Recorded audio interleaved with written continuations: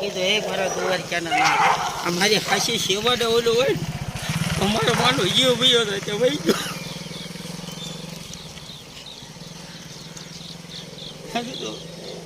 તરત વહી ગયો પીસી ઝાકડમાં એક વાર બાપા સીતારામ બોલી જા હા ભાવમાં પાર પડી જતી કે બાપા સીતારામ કોઈથી ન બોલ્યા બોલી જા.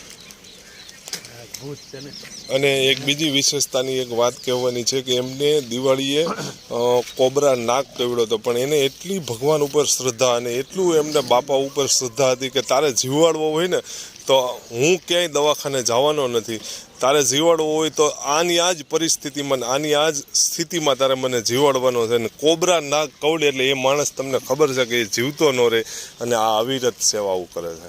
તો આ સાચામાં સાચો છે ને ભગવાન ઉપર ભરોસો છે. અને સાથે સાથે અત્યારે કળિયુગમાં માણસ એમ કહેતા હોય છે કે ભગવાન નથી, તો આ સાક્ષાત ભગવાનનો જ વાસ છે મારા ભાઈ. કોઈ પણ મનુષ્ય માત્ર કંઈ પણ જીવને તમે સેવાકીય પ્રવૃત્તિ અથવા તો સેવાનો લાભ લેતા હોય ને તો એ તમને ભગવાન હાજરો હાજર જ હોય છે.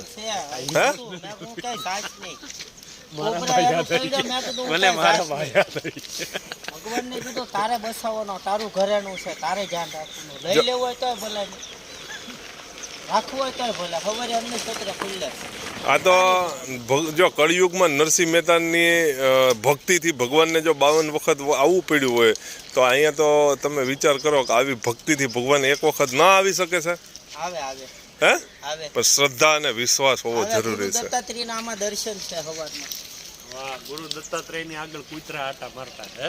ગુરુ દત્તાત્રેય સવારમાં આવીને મારા આગળનું મને એને કીધું હું થશે ને એ સવારમાં વહેલા હારે કૂતરો હતું તમારે ઘોડે આવ્યા